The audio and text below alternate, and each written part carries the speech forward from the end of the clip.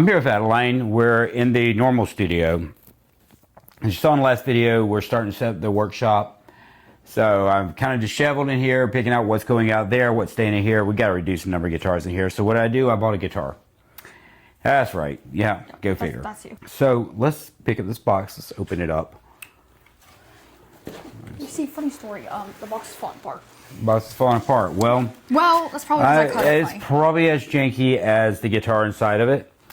And yes, full disclosure, this is going to be a counterfeit. And the funny part about it is, I can make 50 videos on high-end, top-of-the-line guitars, and I get maybe 600, 700 views. I do one on a counterfeit, and how about one that's already got a broken switch? Yeah. That was sticking out of the phone? That's pretty impressive. Oh, and it's upside down. Yeah, sure. Let's turn it right side up. Just very curious about this one. I kind of knew they were selling some BS, and so I'm not surprised. It'll be funny if there's a logo on the headstock, but let's see what it is. I know what it's supposed to look like. They didn't even put a sticker over the damn thing, and they said Diamond Series. Wait, could it actually be legit? I mean, I wouldn't say Diamond Series if I was copying. Well, no, there's just fake EMGs, so it's definitely no battery box. Go figure. But yet EMG. Yeah, this is the normal kind of bad routing. Very lightweight. This guitar stinks. Why would you copy a Schecter Diamond Series? I was expecting to say like Schecter Research if it had a logo at all. So that's kind of funny. Maybe they're getting a clue. Now, here's our switch. There's our switch. I mean, not that it would have done as much good to begin with. But hey, I actually bought this one because I want to do a build off of it. I can't believe they actually put Diamond Series on it. That's just funny. I mean, if you buy a Epiphone copy, they put Gibson USA, right? Yeah. If you buy a BC Rich copy, it's never a Rave or whatever. But apparently if you buy a Schecter copy, it's a Diamond Series. Okay, I've harked on that enough. What do you think of this? Pretty? It's pretty lightweight. Pretty crappy? Pretty crappy, yeah. Pretty crappy. But you know what? We're going to build into something cool because we just happen to have a certain set of pickups around. Figured why the hell not. I actually don't feel as bad with it being a copy since it says Diamond Series. Okay, enough of that. Oh yeah, no serial number or anything. So at least they left all that off. Okay, thanks for watching. Bye. Okay, everyone, so we opened the first guitar that we got from Temu. Now, the story is we paid $134 shipped for 2 guitars. It's a mix of credit and other crap. It's explained in the community, but whatever. Anyway, my lovely daughter, Adeline, that's me, is going to help us unbox the other one because she's been wanting to be in a video more after she was in her first little one. She wants to do an unboxing, so let's do this. Open it up, girl. We don't have much time. Come on. Let's see what's in here. Up. Yep. More yep. tape. Well, get it done. Come on. Hurry. Stop. Hustle it up, kiddo. You slow. People don't like waiting to see them. Come on, your first unboxing. Let's get it open. Woo! See, what they don't know is I used to record your videos. Okay, let's do it. What the Oh, heck? Yeah. It is a copy of a BC Rich Gunslinger. There's a sticker. The Nago art on it. See how she looks. Oh, but bring it forward. Let's see the headstock. Let's. What does it say? Oh. What does it say right now? Something. Music is what it says. But what does it really say? Why did they tape it? They got it through customs because it says BC Rich NJ Series. Oh. Yeah, that's not an NJ Series, but it does look cool. The art looks fairly decent on it. It is a classic print here.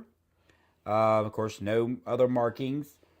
I do hate that they put the brand on the headstock, but you know what? We're going to mark it anyway, right? And we're going to customize it because I guarantee you that pickup sounds like crap. If I plug it into the Fractal and Matrix Element system, it's going to scream. Why? Because it's not really a dual humbucker.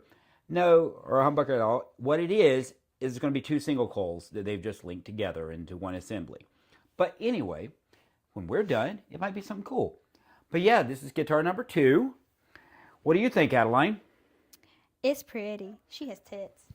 Hey, Peanut Gallery over here. What do you think? I love it. I think it looks a lot better in person than do it on Yeah, it'll look good on the wall. It's I finishing used is to actually nice. want this guitar as a real one, so why the hell not get a cheap Chinese copy, considering that, you know, a lot of the BC Riches of that later era did come out of China. So, but the fretboard looks okay. I'm sure it's Other going to need a than lot of it. adjustments. I'm sure it's going to need a lot of work. But yeah, that is what it is. Thank you for watching. Adeline, you want to say bye? Bye. I want to do just a quick video and show what you can expect from some of these. And this one, as good as it looks, it has issues. We literally just unboxed it. We just posted a video shorts of unboxing them. This one, first of all, yeah, it's got a crappy pickup. We knew it's going to have that. The artwork actually looks really good. However, when you get to the fretboard, you start to see the first major issue. Look at the way the frets are laid. This is something that we encounter on a lot of these Chinese copies, right? Now, we didn't pay, but technically $62 for this because we got the two guitars for $134, $67, whatever. But that fretwork is terrible. And it's not just a leveling, it's, I hope you can see that on camera, they actually are not the same width. And they're not all the same width of the board. Okay, so that's going to cause issues like this. Okay, now they have been rounded. And they're not great. And coming up here, you know, we've got the normal BC Rich, NJ, fake, whatever. That's the major problem so far. We have not plugged it in yet. And I will do a full video of testing it out before we decide what to do with it. But I'm likely going to end up sending this one back due to that. It's just more than I want to take on for a cheap guitar. And maybe I can exchange it for another one. We got these as partial credit for... We'd ordered one and we were offered money to keep it. And basically, the seller never sent us back the money. And so Temu refunded that guitar and said, just keep it, don't return it. I was like, well, let's apply it to something. But I couldn't apply it all at once for some reason. I think it was, all total, I was coming out to pretty much covering any one of these, but I had some extra balance. So I just bought two guitars that were at random. They were just things that were in my cart that was kind of like, whatever. But yeah, I mean, other than that, it's a good profile for a gunslinger. It's not quite as offset on the pickup as a real one.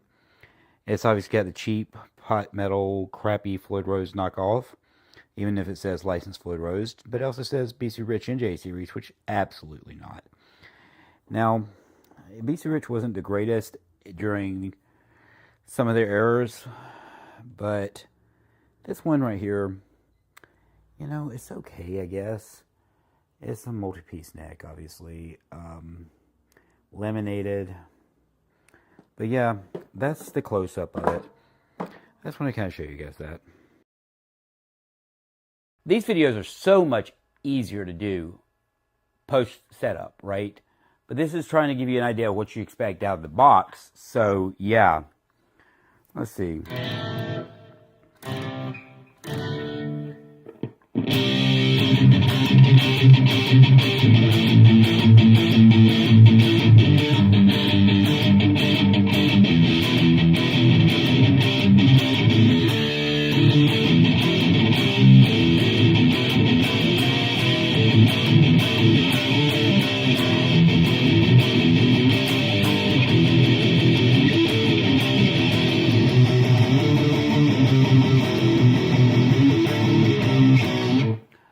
So it's got that Les Paul neck. That's really what I'd say. That's that profile, right? Very little profile up here on the actual fretboard. There's a lot of just half baseball back here. Feels like a billy stick.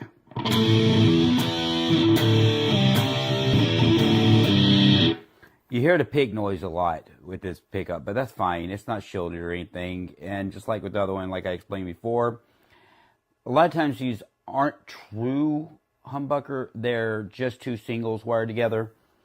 But yeah, I mean, and maybe it's not fair doing these demonstrations with this setup because pretty much if it doesn't sound good on here, it's got to be crap.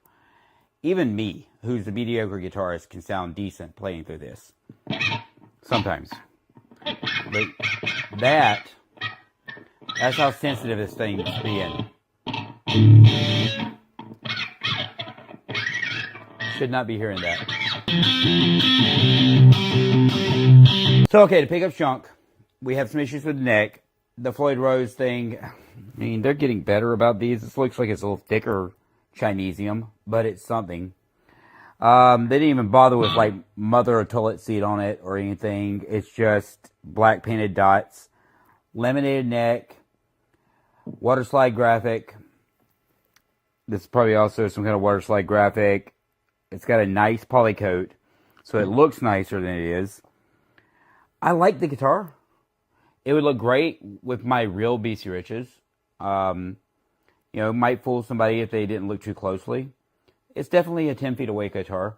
Can this be made into something very playable? Yes, definitely. I mean, hell, as big as his neck is, you probably put some really heavy strings on this thing. I haven't decided what to do, if I'm going to send it back and try to grab another one, or if I'm just going to try to repair this one.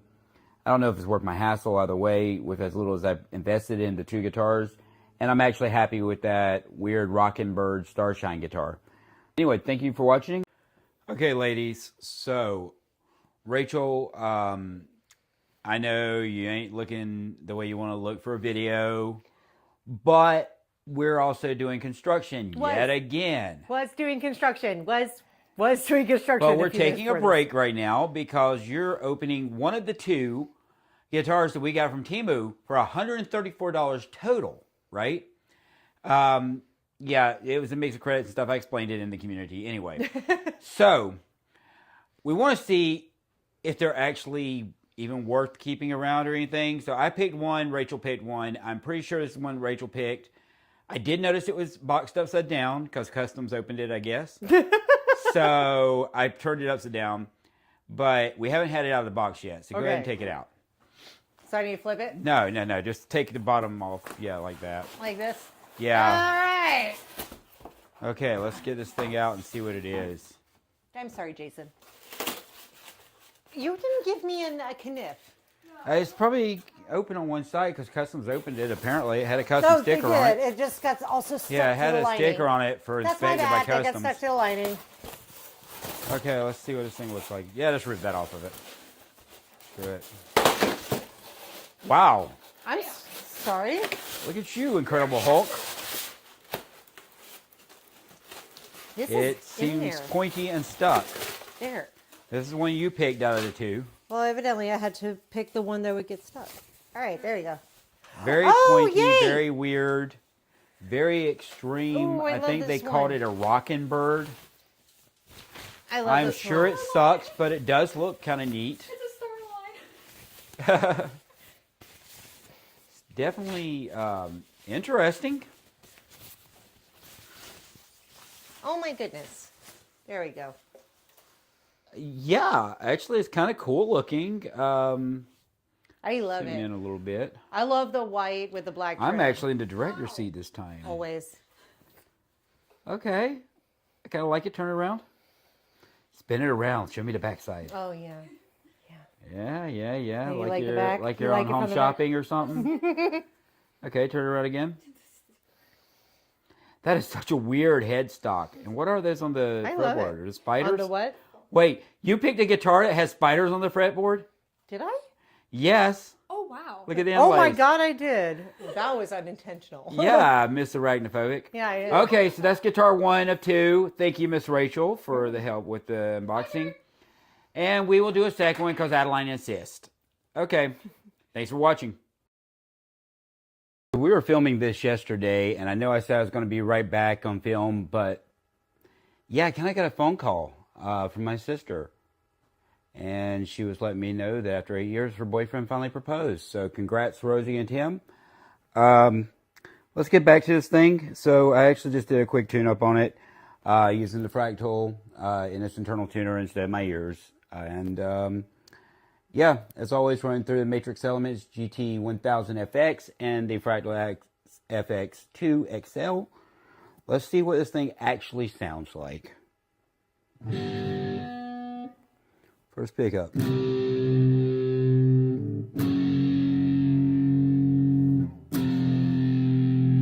That's a bit aggressive. Let's turn that tone up. What's the middle position sound like?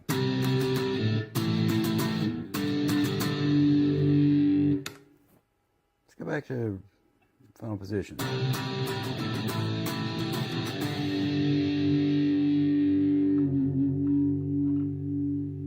That doesn't sound terrible. I mean, they're microphonic. Hello. Hello. Anyway, yeah, that's actually not awful. Actually, there's quite a bit that's not awful about this guitar. This is a weird one because, I mean, as I mentioned before, we've all seen this thing advertised somewhere at some point and gone, that's kind of goofy, crazy, extreme. I was expecting crap. The fret ends are not bad. I mean, they could be crowned in a little bit more. Everything seems level for the most part. There might need to be a little bit of relief given to his neck. I don't know. It's, actually, it might need to tighten. I don't know. I'll have to take a look at it. But it tuned. The pot metal Floyd Rose, you know, leaves something to be desired, but it's not terrible. These attenuators are great, but, you know, this is all expected. A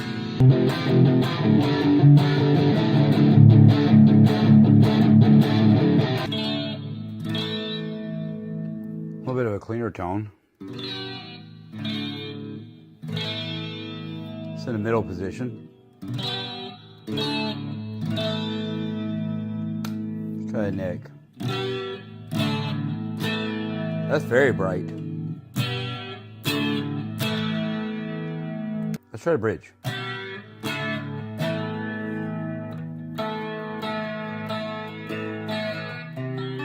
I don't hate it. I don't know why. It just makes me want to play it. Okay, so we just did an unboxing on this Dave Mustaine Dean, which was sold as real, of course, but it's fake, and we knew it was going to be fake for the price. But it's just like that other one we did. But let's look at some of the issues. You see the graphic, I don't know if you can see that, it doesn't go all the way around. It's heavily pixelated and very light.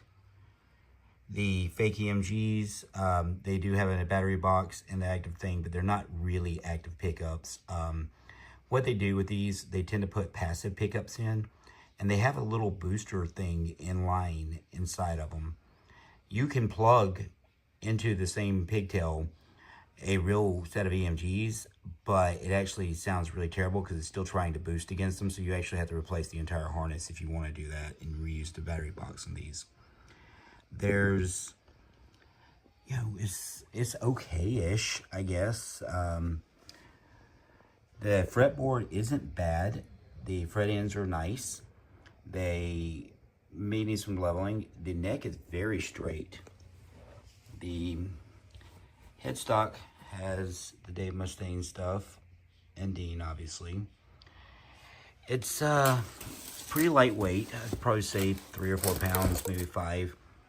Now, this is kind of fun. It's got the Korea stamp with all the Dave Mustaine stuff, but then it's got the Made in China sticker. And, of course, it had a sticker over it that said something or other that was covering up the Dean. There's the battery box, but the battery box, I mean, like I said, it is, you can reuse it, but you have to replace that harness. We tried doing one just plugging in some EMGs to the pigtails that were there, and whatever that was in the place just muddied up the sound. Once we replaced the harness, it sounded great on that guitar. There's a previous video for that. It's on one of the ESP knockoffs. But yeah, you know, your normal crap of little crap cable. And they always send, it might as well be a headphone jack. It's going to have the miniature pots, so those are going to have to be pulled too if you were to try to build one of these. Neck pocket is not terrible.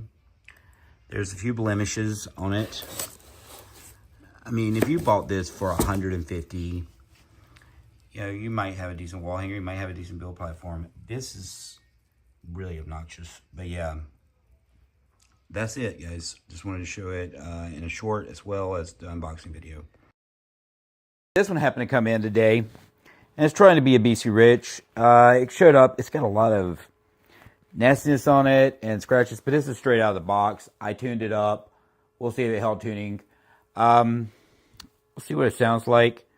Let's start out in neck position. I don't play bass, but I'm starting to think I might like it a little bit, and it's kind of easier on me. I talked to you guys yesterday about why, but doesn't mean I'll stop playing guitar or stop messing with them or this becomes a bass channel. We'll just keep building things, because stringed instruments, right?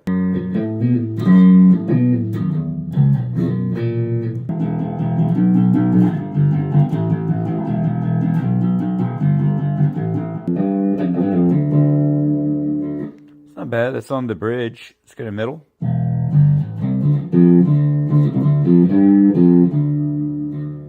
And the neck. Let's try to tone all the way down.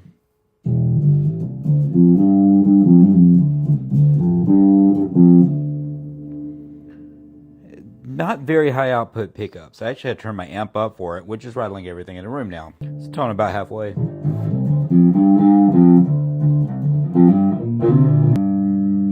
This bass wasn't free, but it wasn't expensive. They're selling it as BC Rich or something to that nature, but it obviously isn't.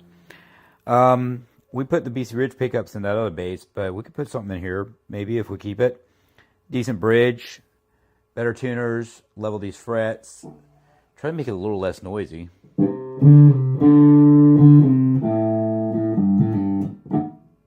What the hell?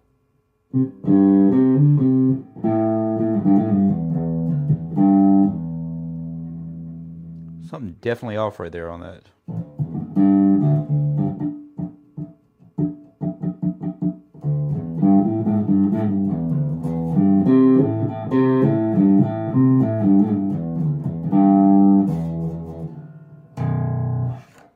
Anyway, I just wanted to show it to you.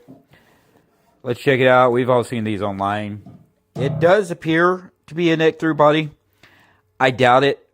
I expect they're hiding a set neck in this, but very much looks like it. And I haven't put a black light on it or anything.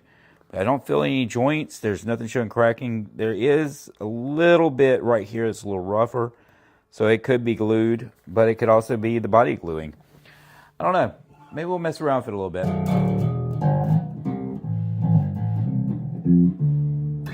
Okay, thanks for watching.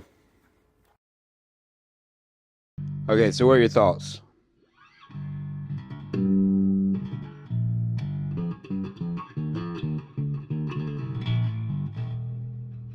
Player friendly.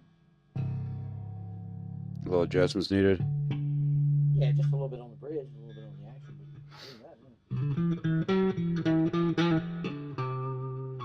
It sounds surprisingly good for those pickups. Yeah. And you're playing it through a guitar amp, so Yeah. I'd like to hear it to a 15 or 410. Yeah.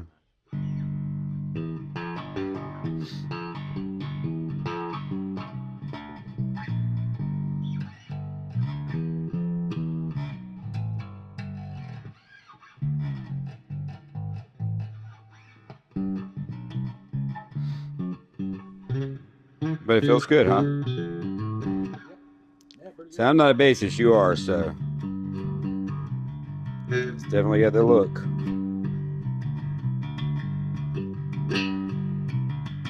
And again, I like the fact there's no branding.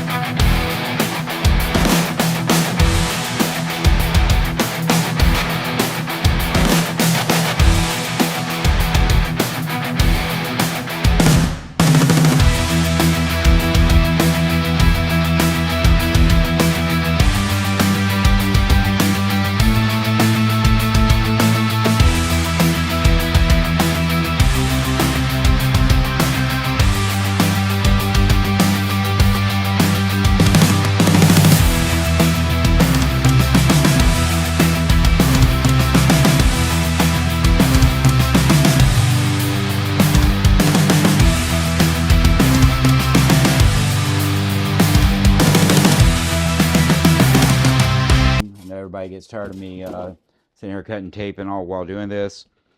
Anyway, obviously it's this knockoff, I guess, of the Hetfield Iron Cross. This is the one that other people have covered. This is the one that available on DHgate, AliExpress, all those. Let's see. It's got one of their little stickers on it, as usual. Looks nice, heavy. First impression isn't bad. Okay, so what does it say under the headstock sticker? Well, it says Yang Shan Guitars. Yay, there's their compressor. And the SP, of course. And they actually got a headstock a little better on this one. Normally they're using that bookend type headstock, and they've got it closer to the ESP, but it's not quite. Okay, the inlays look okay. They're definitely mother of toilet seat. That's not right. It's kind of got that wave from the ESP logo or headstock. Let's see, as far as what it has on it, it's okay. It's obviously decal under some kind of poly. Very small. Switch feels okay. Fake EMGs as usual. Not surprised on that. Let's look at the back. So it's got the active pickup box. These may be active. I'll probably put some real EMGs in here. And it does say ESP, custom shop, all that stuff. So they did their best to try to knock off this thing. Oddly, this is kind of better than most of these. Yeah, it kind of goes all the way around. It appears to be painted, but I'm not sure. Anyway, just wanted to show it unboxing, and we will do another video on it later on. They definitely messed up there at the heel. But, yeah. So, yeah, we'll have this one in a future video. Thanks for watching. Okay, guys, I just want to shoot a fun little video here. So, this is the fake Iron Cross James Hetfield guitar. I decided to actually do something with it, see if I can improve it. And so we started out, I just leveled the frets. That took forever because they were very uneven. I decided, well, why not address these EMGs? They do have a battery pack and all, and like, let's see exactly how fake are these. So my son here is going to help me out. He has a real pair of EMGs in his hand. As you see, we got nice little EMG logos. We got everything's really nice and pretty, real clean on the print. Let's take a look at these guys. Here, just pull that sticker over here. Let's see the print on that thing. Yeah, that's a little, it's not too bad. Let's take a look at the back. Pigtails in the right place. Seems to be missing something. What the hell is this? Yeah, you know, they look the part, but they're not quite. Let's unplug this one to see. Yeah, I'd say there's a few differences. Even down to what the connectors are made out of. But yeah, so I've said in past videos that the easiest way to improve these is to just replace them with real EMGs. Well, I'm sure it will quite improve this one. They did do a good job on copying it though. But anyway, just wanted to take a minute, shoot a quick video, no mic, nothing, just iPhone, but just to show, yeah, that's what a fake EMG out of one of these Chinese knockoffs look like, and a brand new real EMG. Okay guys, later. Okay guys, so I only bought today's guitar because I've seen some other creators have gotten this one in and they seem to think it was actually pretty good. We're going to find out. It is another copy. I'm going to say that up front. It's off of Temu. It is the Angus Young SG. I've already just taken it out of the box just to make it a little bit easier on everybody watching. Not having to watch me cut tape and all.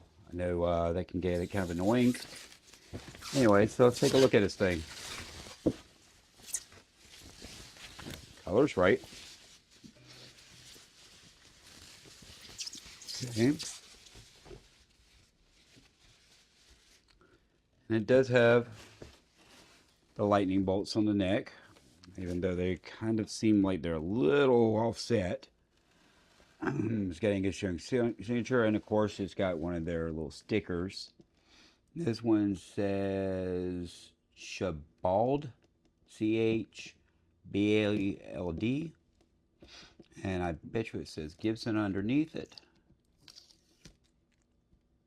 And yes, it does. It's actually, wow, that glue left a lot of residue. It does have the Made in USA stamp with the fake serial number, the fake Grovers, the normal stuff you expect. Weight, it weighs about like my other SGs. Knot placement's a little closer than it should be. A little off, I can tell right there. Switch feels kind of clunky. I mean, nothing that we didn't expect from a Temu guitar. But yeah, this is the unboxing of the Angus Young SG copy. We'll plug it in after a while, take a look at it, look it over, and see what we're going to do with it. Thanks for watching. Like, subscribe, hit the bell notification for when I post new videos. Okay, guys, I'm back with another one. This is that Angus Young SG that I showed off in video a couple days ago. Now, full disclosure, this is a copy. It's actually not a terrible copy. I would say it plays better than my Goth Series Epiphone SG. I would say it plays better than my Music Rising Epiphone LP. Those are early 2000s guitars. They're obviously not real Gibsons. This is play like my Gibson SG. No. Are there a lot of things that Gibson would have never let out of their quality control about it? Yes. Does it sound amazing? Well, the pickups, they're not terrible.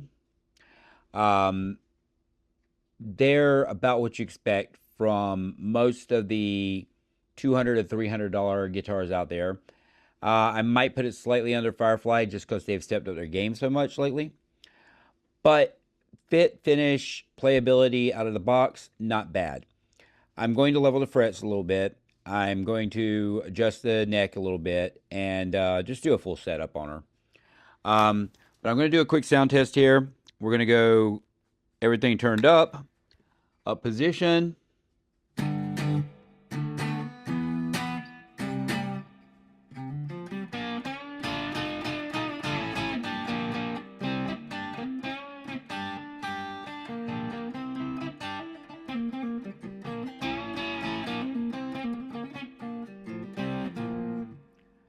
That pickup sounds pretty good, actually.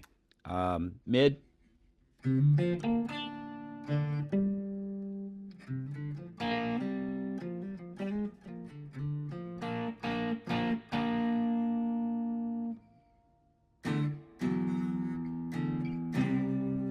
Yeah, okay.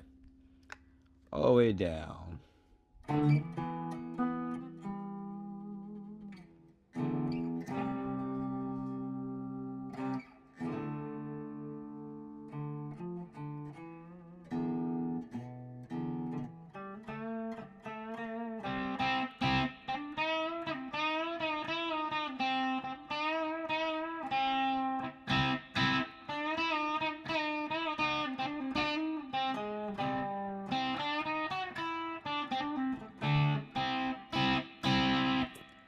Not bad for a Chinese copy. I'll do some upgrades. We'll see what happens with this guy, but I'm definitely keeping it. Like, subscribe, follow for more content. Stick around. We're going to definitely have some more cool stuff to show you. I'm going to revisit some of the guitars that we got early on in the channel that we really didn't do anything with or test. The ones that we kind of just unboxed. This one is the Gibson Angus Young SG copy. And it's actually a pretty decent copy. That's what she looks like. And flip her around. Like, it's obviously fake, fake, fake. All the way down to the engraving and the fake Grovers. Let's go into rhythm. Turn everybody up here.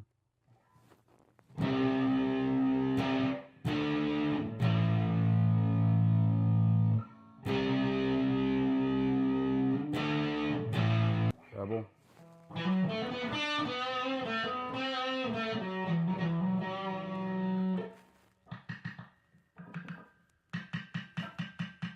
That's loud.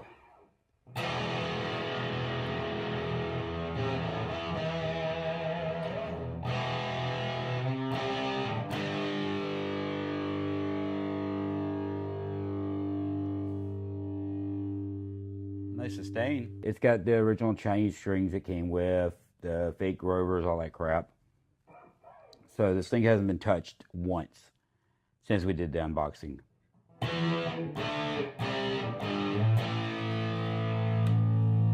Let's go with both pickups.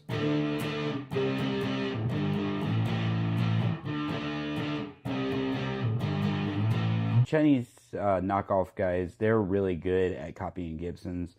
They're all pretty much Epiphones. They're going to have the metric, everything. I think it's really because Gibson, for a long time, used OEMs in China, just various companies, whatever wanted to produce whatever cheaply for Epiphone. And later on, they brought Epiphone in-house with their own Chinese factory. So I think that is probably why these generally have a very Epiphone build quality. I have a actual decent pair of Gibson 59s around. I might drop them in here. The frets, they're not sharp, but they're not great. And they're a little high. The neck is kind of just a D-shaped neck. The overall design is very close to my Epiphone Gothic Series SG, which are early 2000s, which is probably the same dies or something they're using, who knows.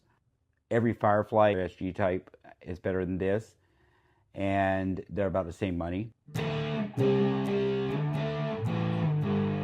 Thanks for watching. If it wants to open for me.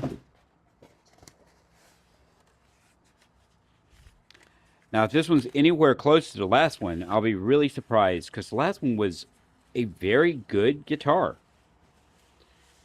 Okay, it's actually got a slightly better ace on the headstock than the Family Guy version that was on the other one. And it says Vicers, just like that one did. Under the sticker, it's going to obviously say Gibson. Yep. It has the same truss rod cover.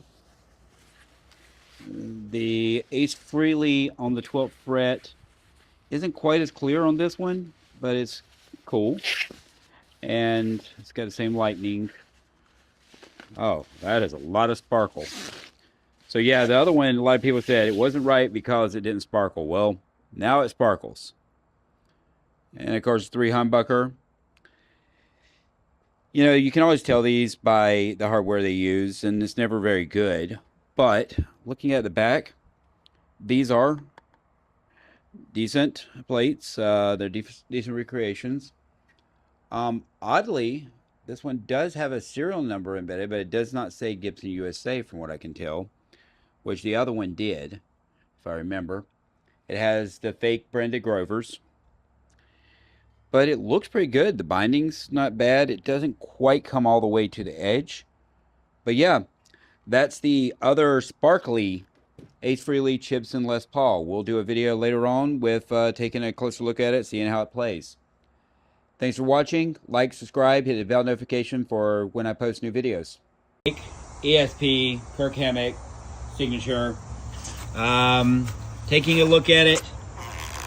The ESP, I mean, it's there. It's probably not picking up on camera, but it's obviously a sticker. They just put the clear. Chris. Yeah. I'm a whore. You know why? What happened? I am whoring myself for watches right now because we're so close to finally monetizing this channel. Okay. That I'm bringing back our most popular videos. We went through and we saw what was the most popular, ridiculously blew out everything else guitars we ever did. And they are a real surprise. But they kind of aren't, because they're these 2 Ace Frehley Les Pauls that are on each side of us. And we didn't really do a lot of content on these. We did unboxings. We did a comparison. That was really early in the channel. As a matter of fact, we were still building the studio. And I kind of always meant to go back to it, but they've just been wall hangers beside the Frankentone logo on the wall. Yeah, they look good on the wall. They do look great on the wall. They're surprisingly decent guitars. So no, we do not have $20,000-$30,000 worth of Gibson USA guitars here, even if they want to claim they are. Yeah. But I mean, all the way down to they have serial numbers embossed and fake Grovers and everything else. These are legitimately Chinese copies, but that's fair because, wow, they're dusty too. You can't buy this guitar. This guitar doesn't exist for sale. Now, they went as far as to emboss the back plates with Face Freely, with Gibson USA. I think that one also has it there. Yep. I mean, that one's so sparkly. Nice. 3 pickups. Interesting is Ace's never had a third pickup work. I don't remember if this one does or not. I don't think it does because it's only got a 3-way switch. They are dusty. The Ace is kind of, somebody referred to it as a Family Guy Ace logo. You'll have to bring that down so people can really see it. But on one of them, but it's not terrible. They're definitely Gibsons. Gibson. But let's see. I'm gonna try one of them out, and we'll hand it off to you and try the other one. We're gonna keep them on the same setting, and we're just gonna see what they sound like.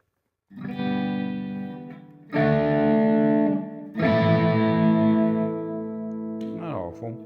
Let's see a neck pickup. Not bad. Let's get on treble. Okay. It's kind of, yeah, it's not, let's turn it all the way up on the tones here.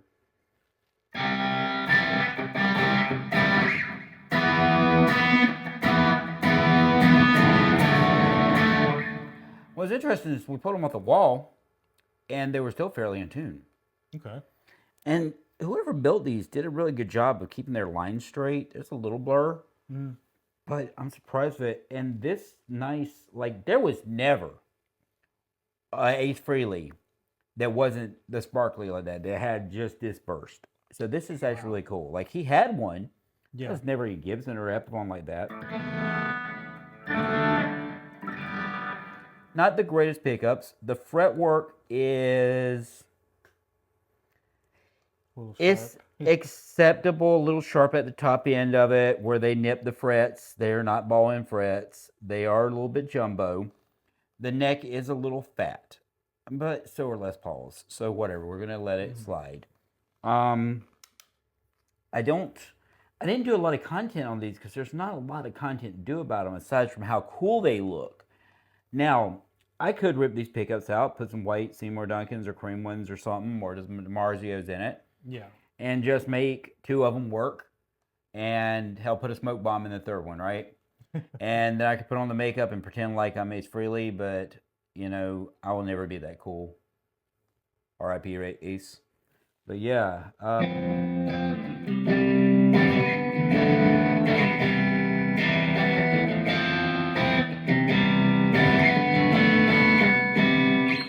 These, they play about like any other Chinese Les Paul copy. With the exception of a couple of the cool ones we've done. They're very much like early Firefly, a lot like a Leo James or something. Very usable. They look amazing. That's what it's all about. These are the ultimate wall hangers, especially if you're a Kiss fan. And I'm not even a Kiss fan, but I like Ace. I like the iconography.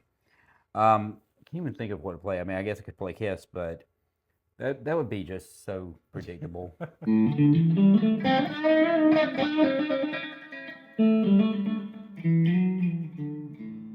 And honestly, this guitar is not really great for that. The fretboard, it's almost like rosalite or something. It's not, I don't think it's rosewood.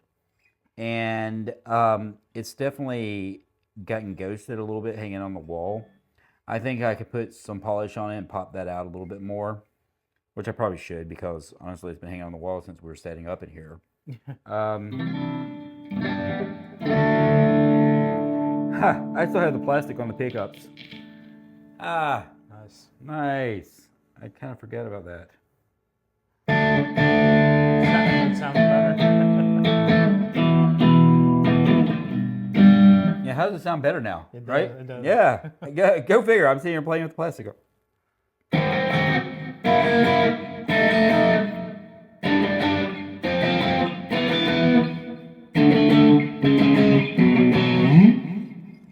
I don't even know what to do with this one.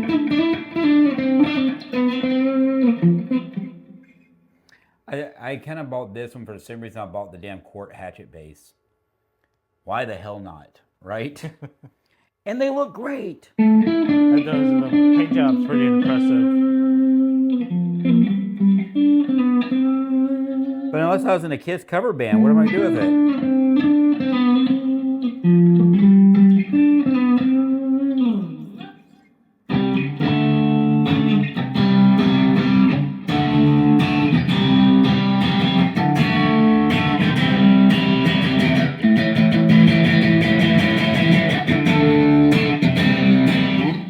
Okay, I've plugged on this one enough. You want to plug on the sparkly? Sure. I don't think we tuned this one, did we? I think I did. Didn't I? Yeah, they were both pretty close to in tune. Okay. Should be in tune.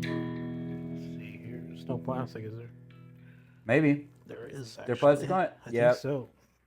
You know, honestly, this one looks more subdued and nice and all, but that one, that sparkle is just, it's like it. so Jim and the like it, Holograms, Kiss, 70s, crazy disco ball. There's a lot of glitter in that thing.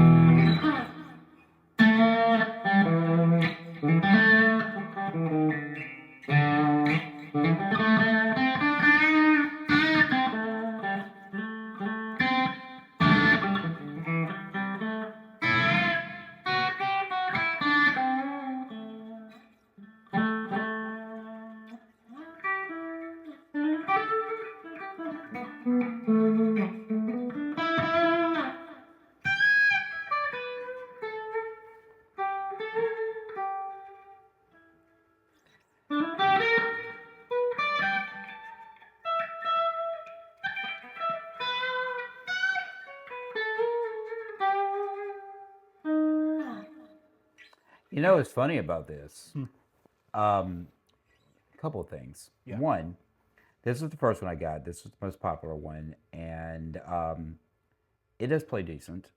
Okay. I think that one plays better. I think it's a little bit better put together. The action is pretty good. Other funny thing about these are, I own an Ace Frehley, one of his just series guitars, crap thing. I own a Paul Stanley Washburn Lion. I own a Paul Stanley Silver Tone Apocalypse. I have, or whatever it's called. I own a Gene Simmons Court Hatchet bass. They are all shitty instruments. They're terrible. But these play better than every last one of those. For whatever that's worth.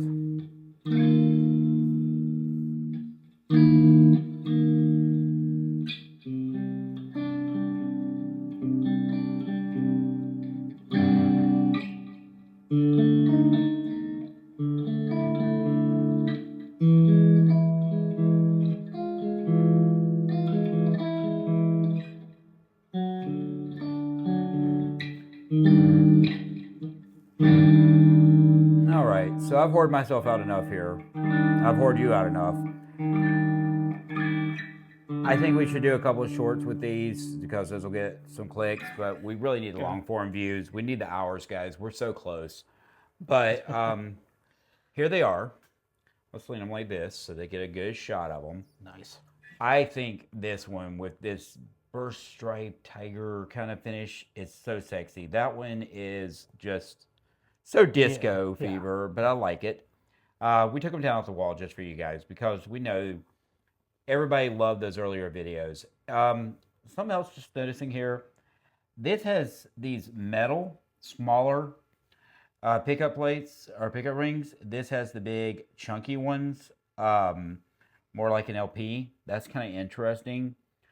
I think that one is probably a better build, but this one's got a better finish in some ways. But they probably came off the same plant, same assembly line, because you look at the headstocks, Yeah. They're extremely close, but I do see where some people said that one of them looked a little bit more like a Family Guy Ace Frehley. Yeah. Yeah. And See that. yeah, I can see that. I think that one really. Um, I do love the poker card, the ace on them. It's definitely, I think I paid like $300 each for these things, and I have no regrets. Even for wall art, even for if we never picked them up again, I have no regrets because they're just that cool. And where the hell are you going to buy a real one? Anyway, Exactly. thanks for watching. Let's do a short on them. Okay, so we're back with this Chinese Iron Bird copy. Body shape is fairly good. I did use my fractal. I got it as close to the tune as it can be. We'll see if it held at all. But let's get some tones out of this thing and see what it's really like before we strip it down and do something actually cool with it. And it has its kill switch.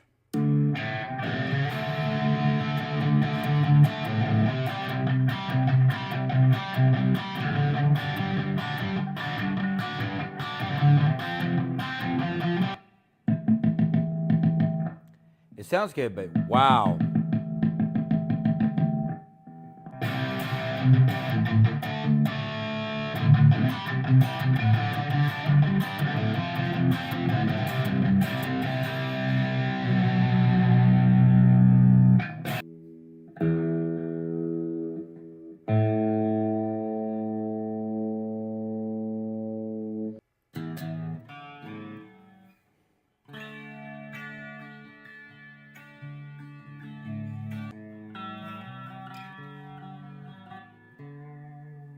Wow, it is buzzing as I'm playing.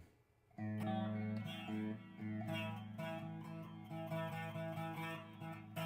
don't think his neck has any relief at all.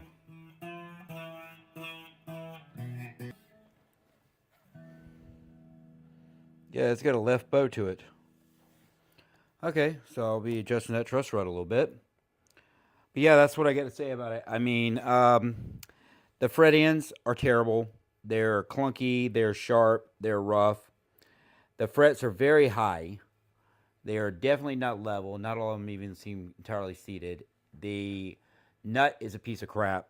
The hardware is a piece of crap. We knew that was going to be the case. But overall, it's better than the last one that we got, and it looks cool. I kind of like the fuchsia, actually, instead of the red that I said it was. And I'm still going to build on this thing, so we'll go ahead and straighten out the neck. We'll see if we can do something to compensate these frets, and we'll try to get it playing and get the action right. The overall, I mean, everything's going to be replaced on this. I looked at it as a kit. Yes, we will mark it as a copy once we're done because it'll be good. It's going to get a Seymour Duncan TB4 in it. It's going to get a real Floyd Rose or either a Godot and some decent tuners, decent nut. I'm going to eliminate the kill switch because I don't see a point in it. It's just there to give a switch on the front of it. Anyway, thanks for watching. I was asked before we do any modifications to these two guitars to kind of give a quick sound test as best as we can with the equipment we have right here. And I'm going to tell you right now, they're probably going to fall out of tune because I just spent 30 minutes trying to tune these guys. The Floyd Rose knockoffs on these things are terrible, but we're going to fix that because we just ordered real ones. But I'll give you at least an idea of what the pickup sounds like. So let's just do the Charvel here, or Chivel, I guess.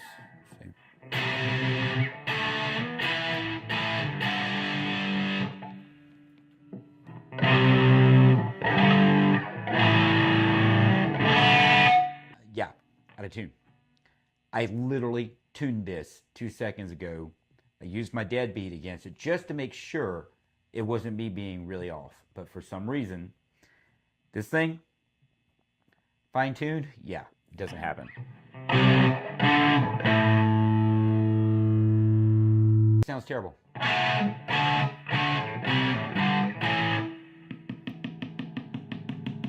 Yeah. going to the X2N will be a dream for this guitar. Now, the body is actually pretty decent, and so is the neck. And they're straight. I'm going to do a little bit of work to them, but during the setup, we'll get all anything left over straightened out. But yeah, so this is terrible. Let's try Jackson. Jackson was tuned 15 minutes ago. I guarantee you it's out of tune. There's no way possible that it's not.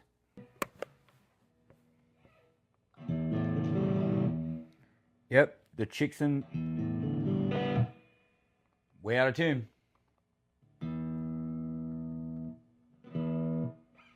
And it's not even worth it. I'll let you know how to pick up sound. Let's see.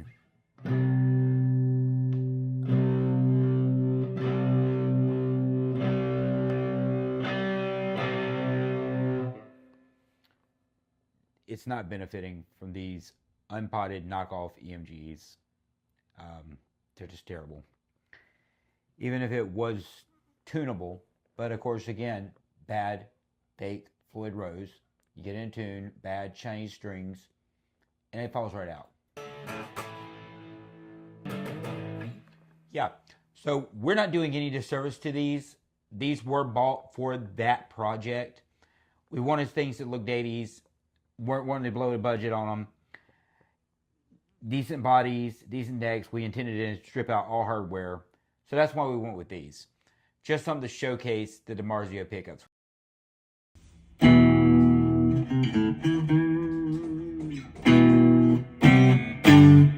Okay, this is Dan Jacobs' guitar from Temu. Their version of his Explorer version. And it doesn't entirely suck. It's kind of okay. For $216 as opposed to $1,000 plus, it's not a bad buy. We'll start with the good. So the body is actually pretty heavy. It says it's a semi-hollow body mahogany, but it actually feels like it might be from real wood, solid. The neck is nice. It's a good C-ish shape. Fretwork is okay. Not something that I wouldn't do a little bit of fret job on, but it's okay. The finish is really cool. It doesn't have that brushed on poly, but this almost looks like it's separate. There's a really thick clear coat over this. So it kind of floats with the blood behind it. It gives it kind of a cool effect. The binding does not go all the way up onto the neck. The neck is a set neck, glued in. It is obviously not a neck through. But overall, I'm okay with the body. I'm okay with the weight. I'm okay with the neck. Now, the bad. And it's what you expect on a Temu guitar, right? The tuners are crap. Very much so. The locking nut is crap. The Floyd Rose, as they're claiming it is, by the stamp, is crap. Pot metal, cheap, whatever. Electronics are mediocre. Switches, okay-ish. The pickups, say EMG, they look active. They have a battery box, but I'm fairly sure that that battery box does nothing. But what I do notice, I move my hand up and down strings, and shouldn't do that. But yeah, it is what it is. There's a look at the back plates. No serial number, just ESP on the headstock, just out of place. Anyway, like, subscribe, that's it. Okay, guys, I just want to do a real quick video update. This is Dan Jacobs knockoff. Should have been an LTD. It's branded ESP. It came from Temu. It's a really cool looking guitar. The actual body finish is nice, etc. But it sounded awful, no matter what I did to it. It came with fake active EMGs. Did have the battery box, everything else. So I just ripped them out, put in some real ones. I haven't done anything about the trim, which will not stay in tune. So I'll probably drop a real Floyd Rose into it. It's actually a well-built guitar otherwise. Just a quick demonstration.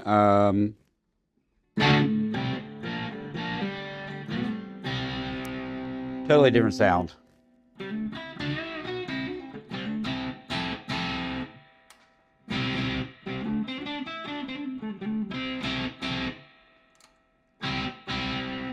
Yeah, it actually sounds decent now.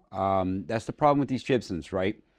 Even though they're not always terrible guitars, a lot of times they are. A lot of times you are kind of getting ripped. We've featured a few of those, but for the most part, a lot of these, the builders are trying to at least create something halfway decent or at least looks the part. I always see these as build platforms, just like as if I bought a kit, right? The hardware is almost always terrible. In this case, this is where they had put the fake Grovers, the fake EMGs. Everything's stamped the same. The Floyd Rose is stamped. Does it hold tune? No. Does it, did it make decent sound? No, it didn't. But small investment, and you get something that's actually worth playing on. I could actually see keeping this one around for a little bit.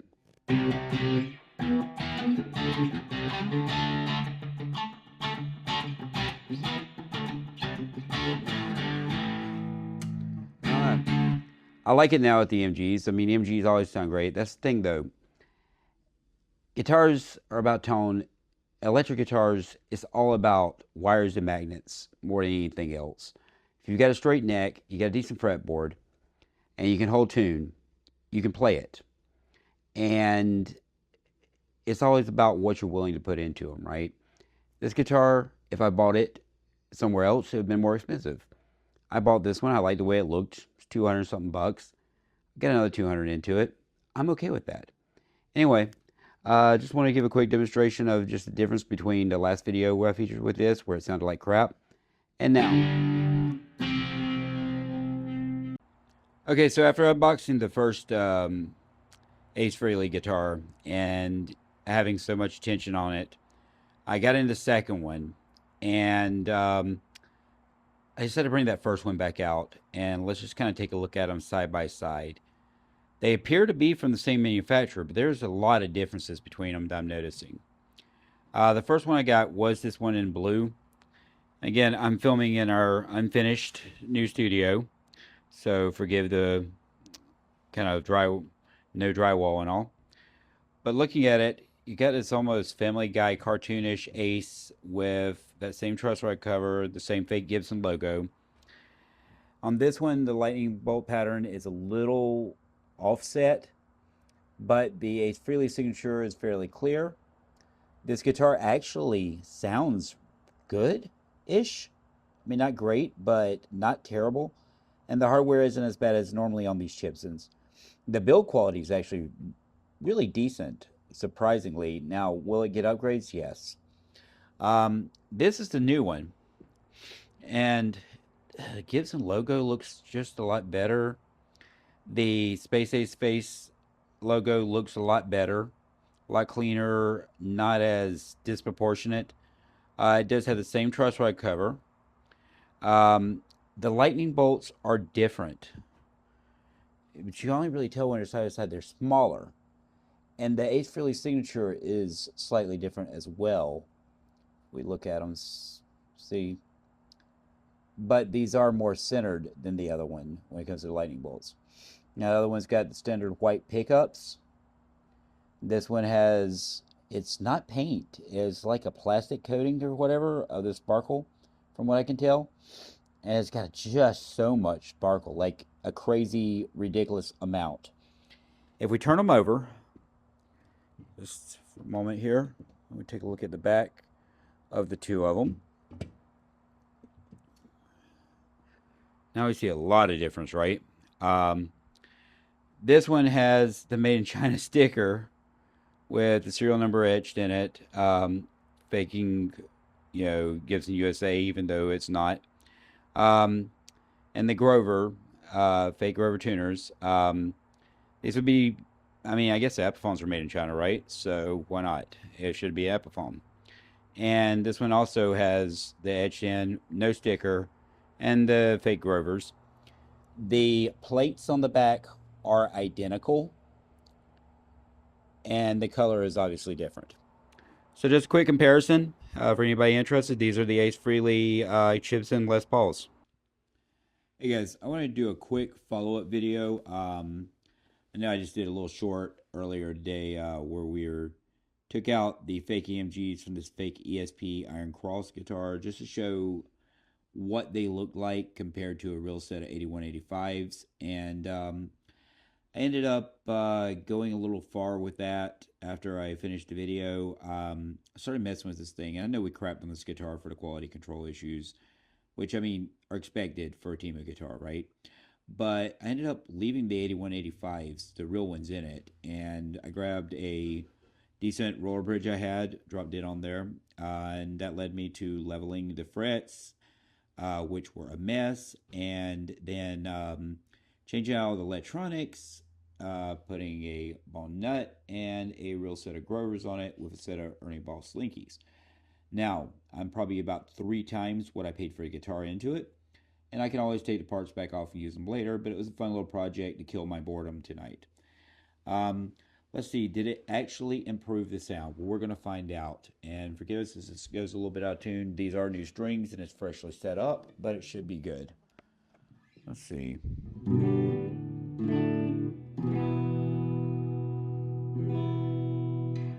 So much richer.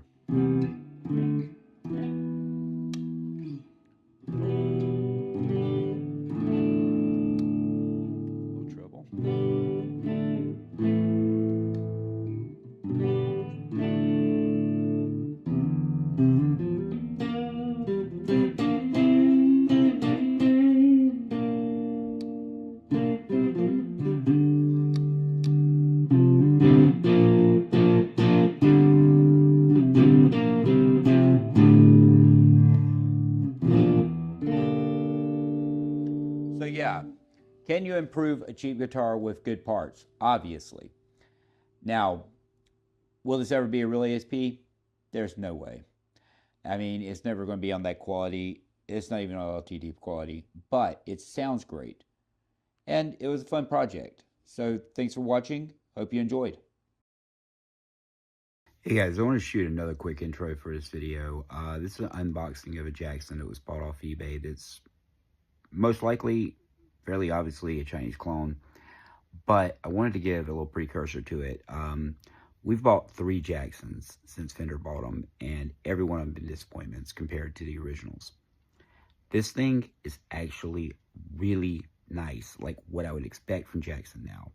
So the question for this video is, without plugging it in yet, has Jackson fallen so far that a clone might actually be a better option? Stick around. Check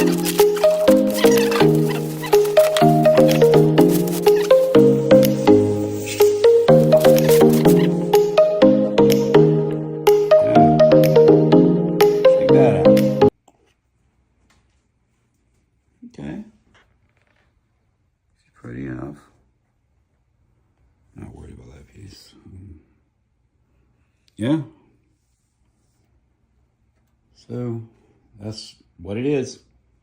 We'll do a video on it later. Okay, so I thought this video was done with just the unboxing, but quite frankly, it's not. Because the more I look at this, the more I realize something is really kind of bugging me. So this is probably a copy. It came from eBay. It claimed to be real, but it's obviously not. But this Jackson right here is better built than the last Dinky I bought. The current ones. I mean, it's better built than the other Jackson I covered a few months ago that was legit as well, that I bought from Guitar Center.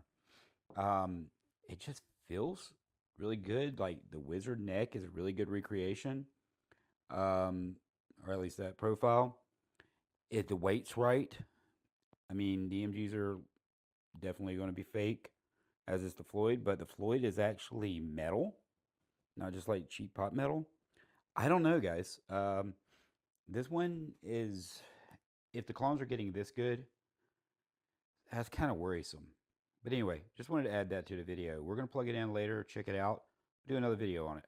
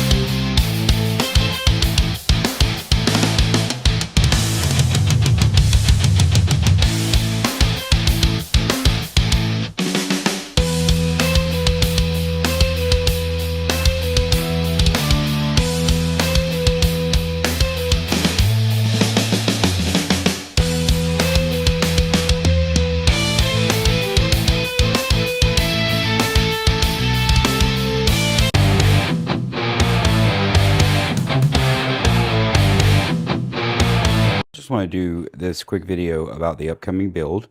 We'll do a quick sound test from before the build so we have something to compare it to afterwards. But this is the Charvel Warren DeMartini Sandemus that is being sold on eBay right now as absolutely legit. I'm seeing them pop up other places, and they're of course not. This is definitely a Chinese copy. It's missing several signature things.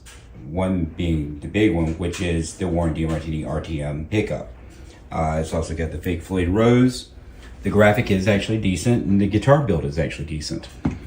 Now, additional to missing that is you have the missing Warren DeMartini on the headstock and the skunk stripe. But yeah, so let's see what it sounds like now. The cheap Floyd Rose, like all of these, doesn't really hold tune, but I just tuned it up. The pickup isn't the worst. Let's just give it a quick sound test.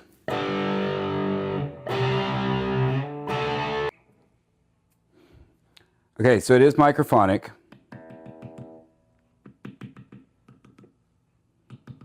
But not the worst pickup I've ever played on. At least not for one of these Chinese ones.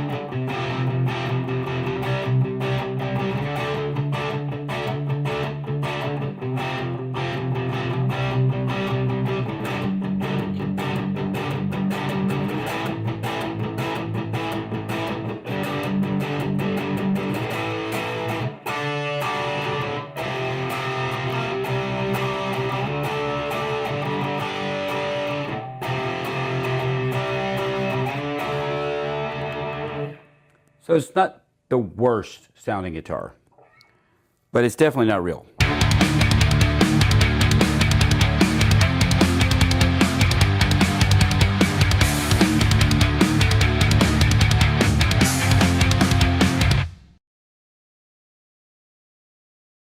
Early in this channel, we started buying a lot of Chinese knockoff guitars because we wanted to show what they really were and if they were worth it or if you're really getting scammed.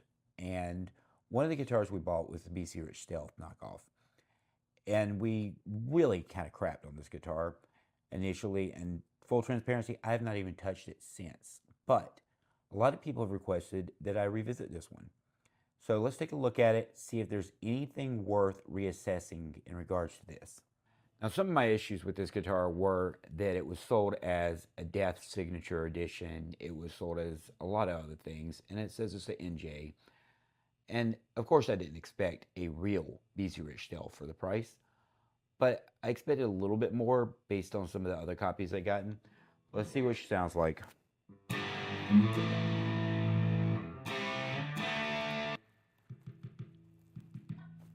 Highly microphonic.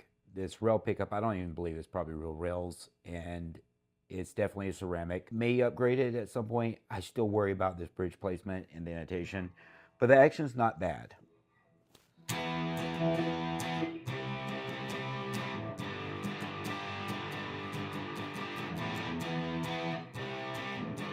I worry about tuners are awful. They're already slipping, and I just tuned her up. This is common on these. I know I always say that in my videos, but it's just a fact of these guitars. The tuners are always awful. The bridge, it's not the worst. It's kind of like what you'd buy for a few bucks on Amazon. The pickup is awful. The strings that came on it are awful. But that's all easy, right? And a pickup is not that expensive.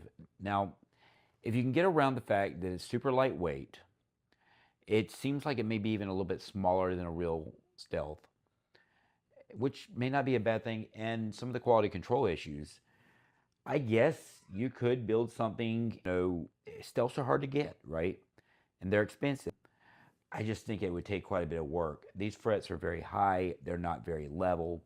They're very kind of just clunky. I'm not going to crap on it like I did last time. but I'm not going to say that I would recommend this.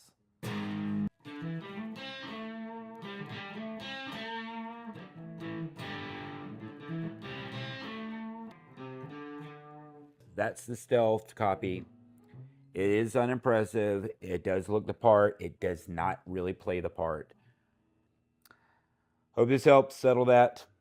Hope you guys enjoyed. Thanks for watching.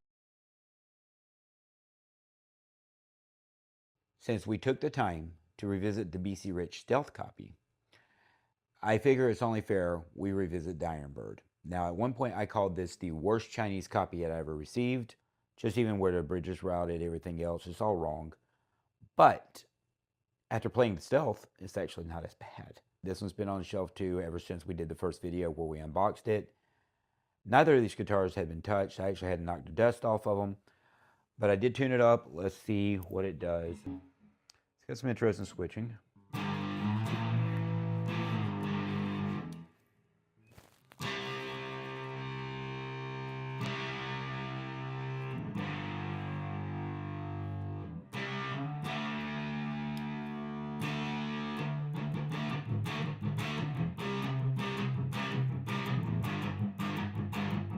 First impression on it, revisiting this thing, is yes, it has the same cheap Chinese strings, tuners, etc. But it sounds much better than the stealth. It weighs a little bit more. It feels a little bit better in the hand. The frets are a little better.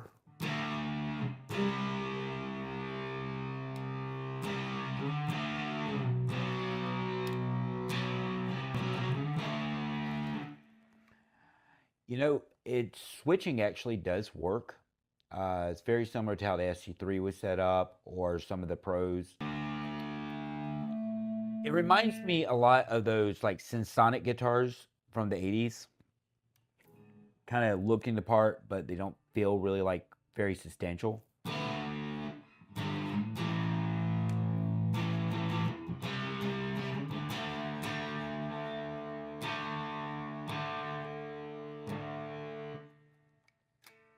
It does have independent volume controls for the humbuckers. It apparently has a phase reverse.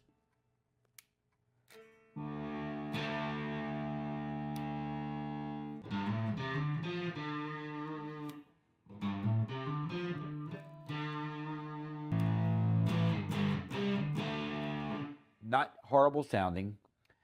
Now, if you were to upgrade the pickups on this, spend a little bit of time on the fretboard, spend a little bit of money on some decent hardware, you could actually make it into something halfway decent. Maybe we'll go back and do it. Maybe we'll do a budget build. Yes, it's no longer the worst one we've ever bought. The Stealth is. Thanks for watching.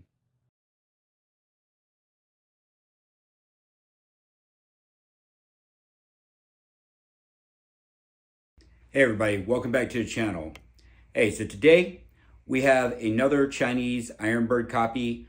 This is the second one we bought. The first one wasn't so great. Not as bad as I had remembered when we reassessed it a little while ago, but still not great. This one had some pretty decent reviews outside of just Temu and AliExpress where they were being sold.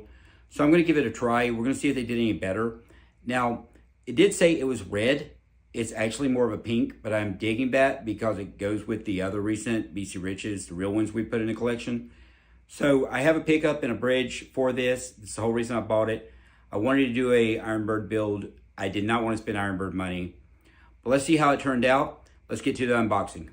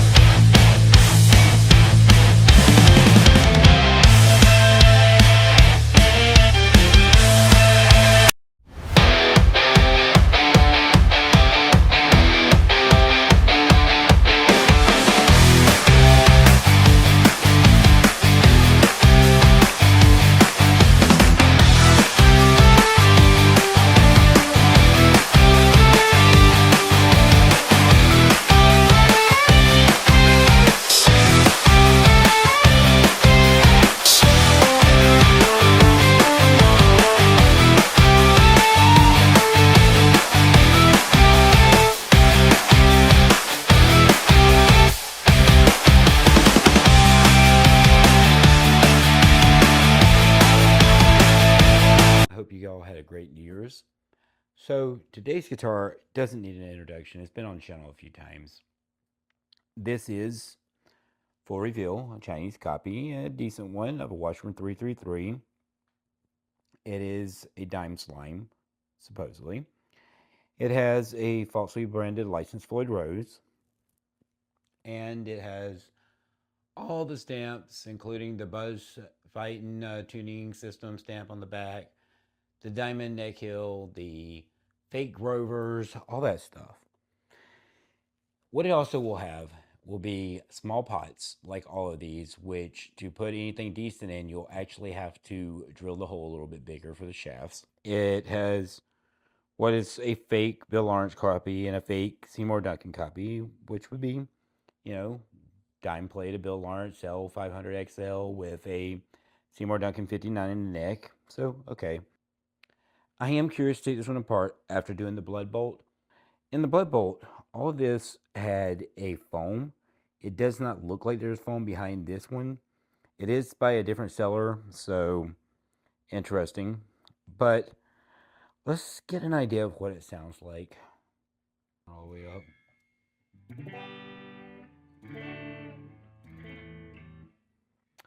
So one thing with this one is it is pretty out of where it should be. The bass side low E is sitting quite low down on the fretboard, and the treble side high E is actually off the fretboard almost and will actually get stuck over here. So there's definitely an alignment issue, most likely in the bridge. The neck does appear to be straight. There is no relief to it though, so that will need to be adjusted. It's the bridge. That just doesn't sound right. So dime played distortion. He never touched the tone. He never touched the volume. He just went full all out. So let's see what we can do with it.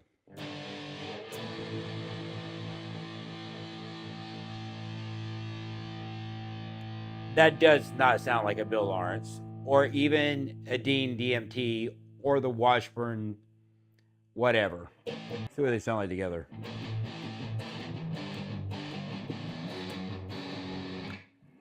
Neck. Okay, so I expect just like with that blood bolt, these are actually the same pickup.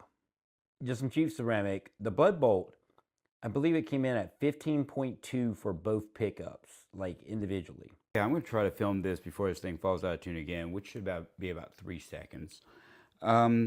We get requests all the time to revisit guitars that we got in early on when we were building the studio and that we never really got back to. And this is one of them. This is based on the Brendan Small Snow Horse Explorer model. Funny thing that made me think about this one was someone was talking about that the company, the Starlight Guitars, claims they used to be an OEM for Epiphone. And I would almost believe that.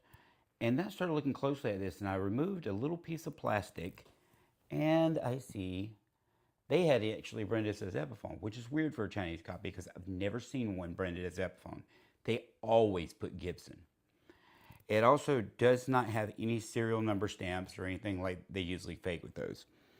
The tuners are the absolute worst I've ever experienced in my life. They are very hard to get centered. They have very little travel and they fall out almost immediately. People wanted to see what it sounds like, so let's just do a quick sound test on it.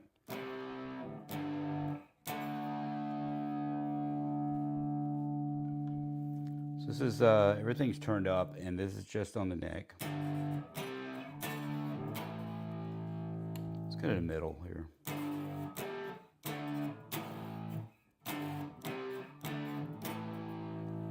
It's pretty much the exact same. Let's go to the bridge. Now the bridge is very thin. I'm not sure. I assume that's coming on a bridge. Yeah, that's a bridge. It's very thin. Very like vintage hollow sound.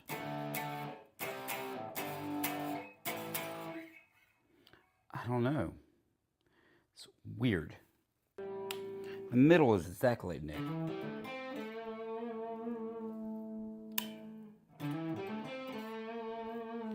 Really doesn't have much difference there.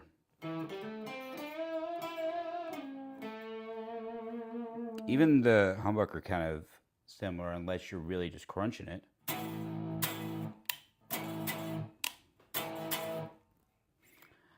I don't know.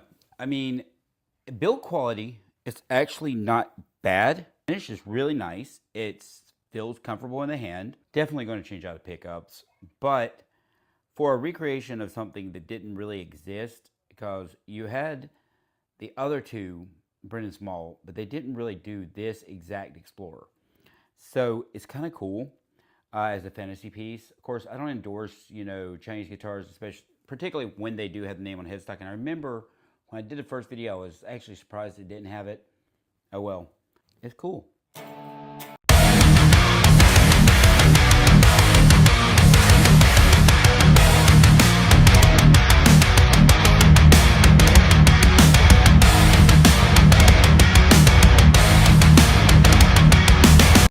Okay, let's do one more guitar. So this is a knockoff Kirk Hammett Ouija guitar. I only bought this one actually because his never came with that finish, and it's got that lacquered style, kind of glossy design for the Ouija design. That's kind of cool. EMGs are fake. Floyd Rose is fake, and I think it's made out of a bent tin can. The headstock is kind of wrong. Not to mention the fact it says ESP. It does have ESP fake serial markings on it. Yeah, it's the back of it. It's okay. Sounds okay. They are not active pickups. There's no battery in here. But they are made to look like active, probably 8160s that he would have used. But they do all work. They're not the worst of these that I've heard. But the guitar itself, the neck is kind of a fat D shape. And I've encountered this before. As a matter of fact, that knockoff ESP Iron Cross guitar has that same fat neck. Fret leveling's okay. Pretty sure these were built in the same factory or by the same person, whatever it works out to. But this is the Temu AliExpress version of this guitar. If you're interested in them, they're a couple $100. You're not going to get perfect. Action's very high. You're going to end up having to replace the Floyd. You're going to end up having to probably replace pickups. If you want to go active, you're going to add a battery box. You're still going to have this fat neck, this really weird shaped headstock that's kind of fat. All those little elements. But if you want to put some time into filing your frets and getting it all leveled off, it is a cool looking guitar. I bought it kind of just as a wall hanger to go right next to my real ones. Kind of throw people off or whatever. I don't know. It was fun. But anyway, this is it. For whatever it is, it whammies. It makes noise. It's not terrible, but it's not great. But this is what you should expect if you buy a Temu guitar. You're not buying the multi-$1,000 version. Okay, thanks for watching. Okay, so I want to do a quick check on these Ace Frehley Les Pauls. They're Chipsons, as we mentioned before. This one's interesting. Noticing that it doesn't sound terrible.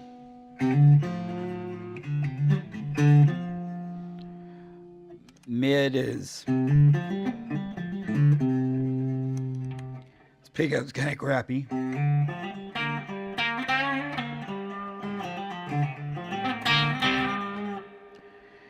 Interesting thing is this three-way switch, but it's triple humbucker. I am convinced this third one is not actually connected to anything, so I'm going to open it up at some point and find out.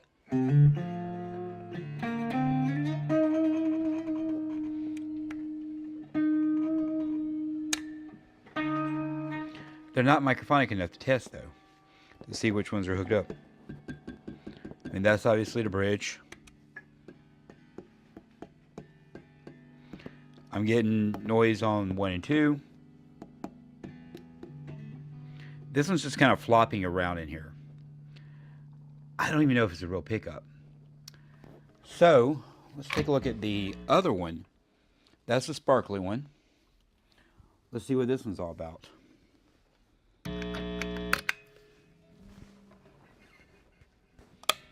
So starting at the top.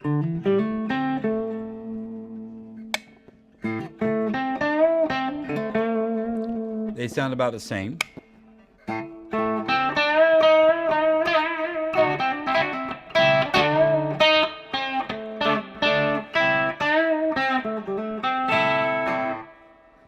They both sound almost identical to each other. But again, get a little noise there. Get a little noise on the mid. I get nothing at neck. I really think these three-way switches, that one of these pickups may not be hooked up. It's not actually going like to a third. It's going to the middle. So it's going to be interesting to open these up and see what's actually wired in here. If it can be wired for the humbuckers separately, together, or whatever, with a 5-way, that's going to definitely be on the agenda. But they both sound pretty good.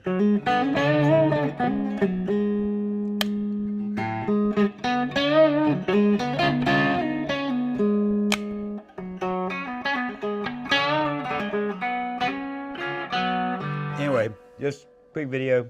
Want to show them a little bit more and see what they sound like. Okay, let's try this again. So, late one night recently, I was, about 3 days ago, it's on Temu for some reason, and it popped out this, your special deal offer guitar for $65, and it said double price reduction for $32. And because, yeah, I apparently don't like my money, and it's always a curiosity about these things, I figured, how bad could it be? We're going to finish opening this box and find out.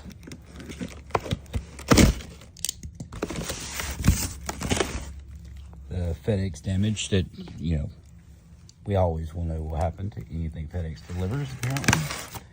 It used to be the best. Apparently they don't care anymore. And, of course, all this nice little popcorn everywhere. Okay. I guess we've got a cheap strap, a whammy bar, the thinnest cable I've ever seen. This looks like a headphone cable. I assume that's a gig bag, because I'm going to be playing a lot of gigs with this thing, I'm sure. Is it going too bad? As you guys know, I love the little wild dime bag things, so that was really good killer this. Look, it has this lightning finish on it. Seems like there goes my other one. That's weird. It's just like a layover on a white guitar. It's got to be awful. Oh, wow, they didn't try to put some brand on the headstock like it was something that it's not. That is a horribly thin neck.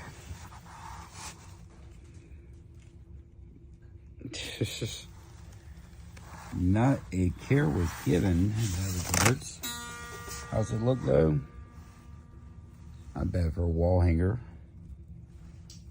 It's tried to do kind of the Dean from Hell, but instead it looks more like something you'd buy at a roadside, like one of those places in Arizona that sell Native American stuff, or some truck stop.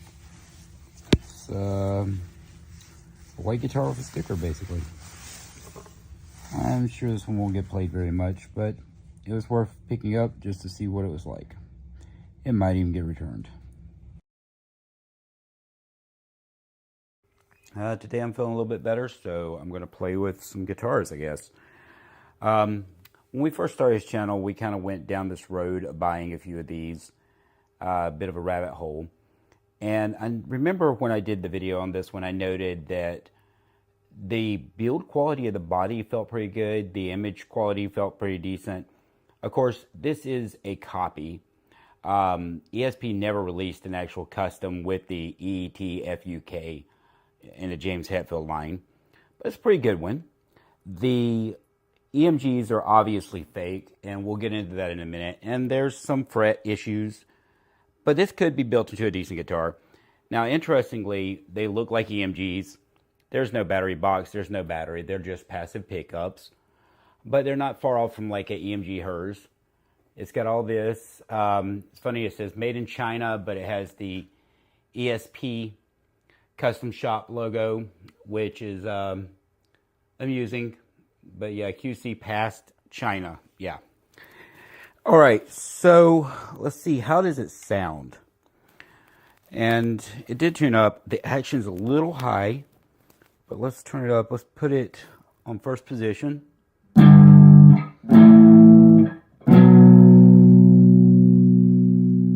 Let's tone all the way up, volume all the way up. On third position.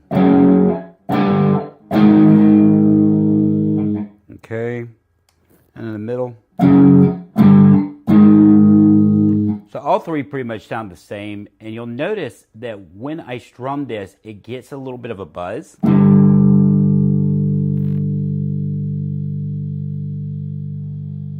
So there's like some kind of weird grounding happening there.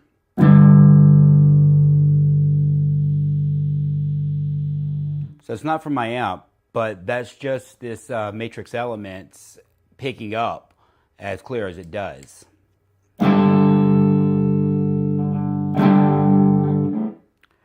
So let's see here. If we change this over, some a little more aggressive tone.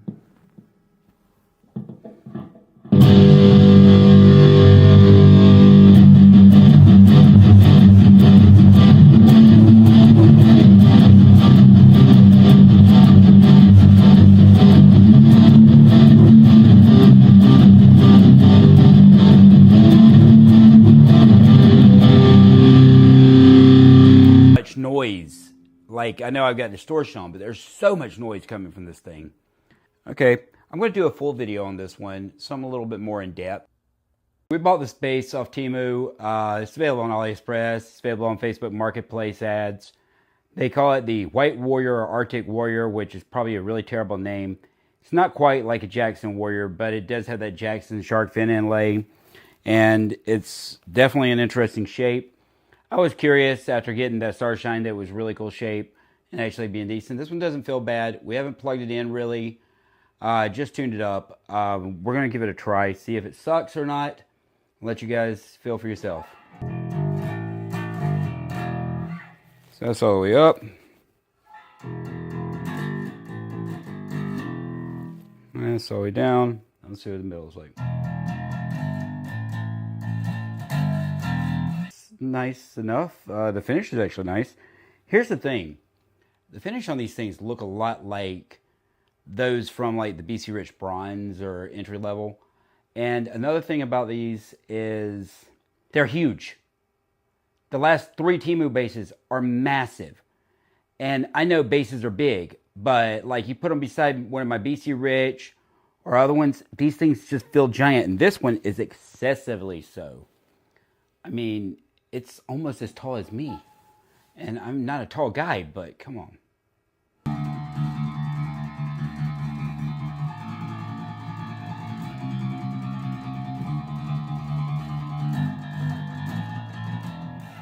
I don't know. I'm not really a bassist. Trying.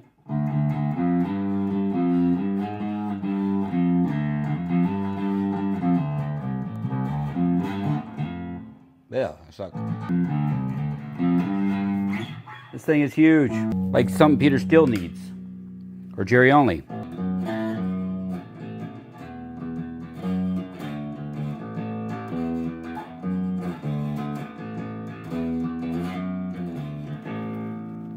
It's not terrible. Let's see what a tone does when I roll it off. Let's bring it back up halfway.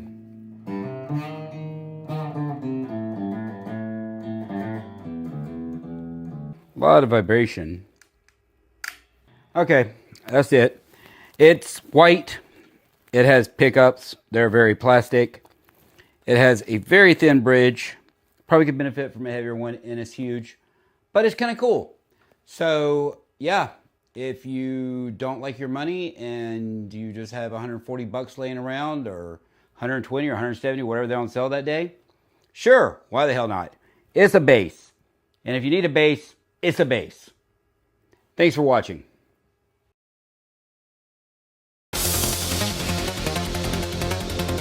All right, Chris, so you've tried out one of the guitars that we got in. Now this is the weird one.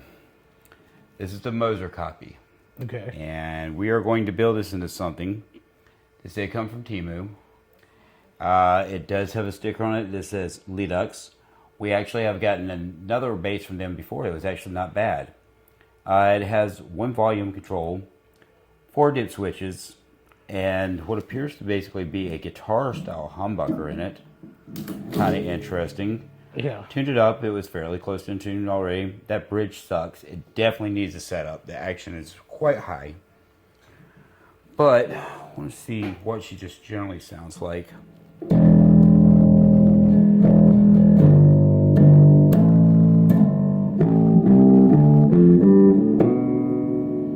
What do switches do? Okay, what's the...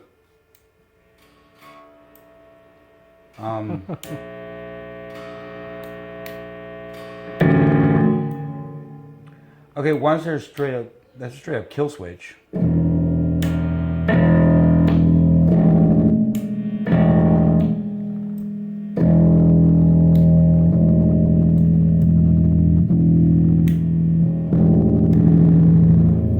that one seems one to kill split. switch, yeah. That one seems to split. These. Nothing.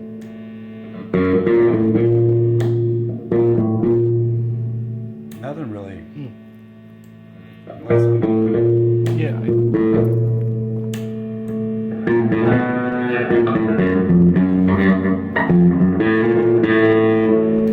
Weird. It's like somebody had fun with that one. Yeah, I don't think they understand how a Moser circuit works.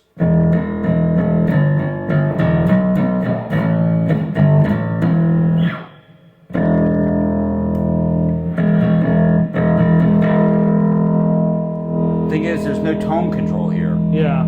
It's just volume. And these aren't splitting the tone out. I almost want to, when we build this thing, just to add another pot here for tone. Yeah. I think I'm going to need to. I'm going to have to put some kind of slate pot on here because these two switches kind of seem like they do nothing. And without a tone, you can't really get that dark sound, right? Yeah. So this thing's just all bright.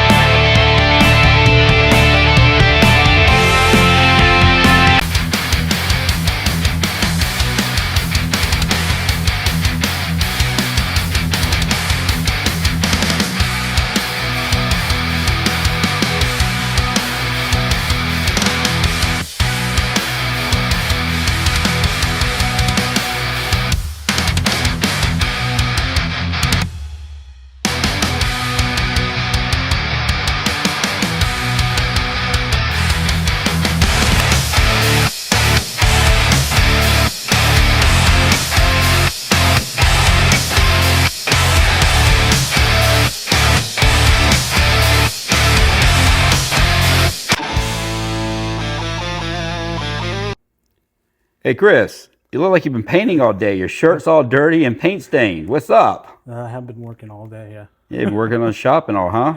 Yeah. All right. Anyway, so what we have here is kind of funny. Chris was on Facebook Marketplace last night and saw this guitar saying it was built from a kit.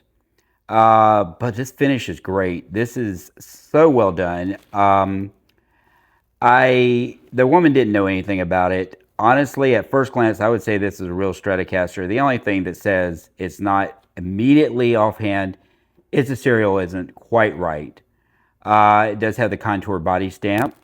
It has a slightly different Stratocaster thing for the serial to say 22, but it's so well made. Yeah. And it looks like that neck could almost be a real Fender neck the way it is. Well-rounded frets, fat frets, very nice tuners on it. Pick guard's right, all the spacing's right. That looks like a Fender 6 screw. All the way down to, it has the Fender Corona California. But then you get to this, and the serial number stamping is very close. The weight is dead on for a 2022 Strat. Okay, so we're going to see how it sounds. Now, here's the thing about this guitar, guys. This guitar, if it wasn't fake, it would be hot because the woman knew nothing about guitars. She had listed on Marketplace, said that she was told that when she got it, it came from a kit, blah, blah, blah. Does not look like a kit guitar. It's well sprayed, everything else. It does not look like most of the Temu stuff that we've messed with. Very well done. We paid $75 for this guitar. Sounds good.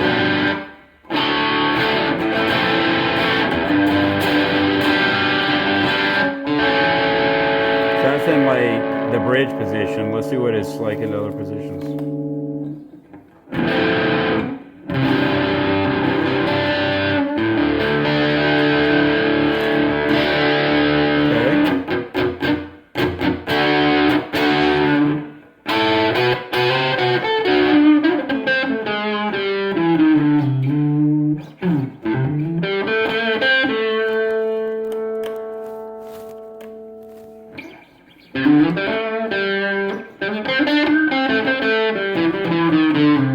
God, it sounds good. I wonder if it's got real Fender parts in it, if it is fake. Like maybe somebody built it Yeah. off of something.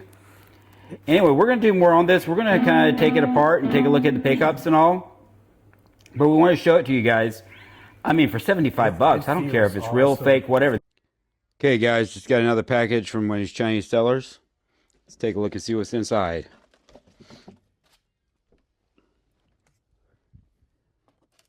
It should be pretty cool. It's one of two of them that I'm expecting today. Of course, it's upside down.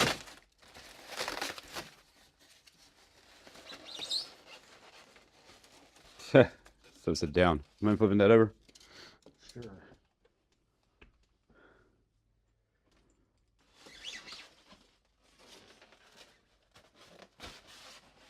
Okay, now let's take the pitch out. See what she's like.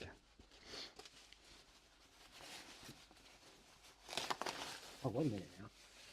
Yeah. This is a bass. Oh, and it doesn't have branding. Interesting. I mean, the real one would be a BC Rich. This one didn't bother putting it on the headstock, which is kind of cool.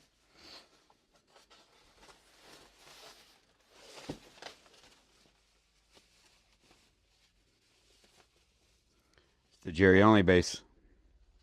Yeah. Or their version of it. It actually looks the part, man. It's heavy. You want to pluck at it for a second? See what it is? Well, I mean, if I have to plug it into, yeah. Oh, if you had an amp to plug it into? Well, we can plug it into this one for a moment. It won't hurt it.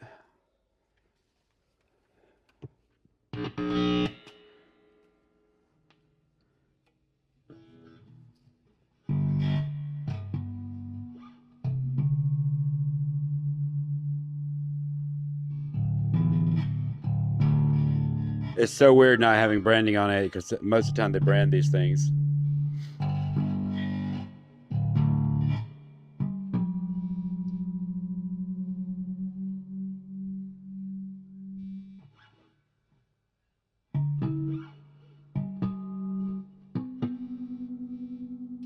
just tune it up.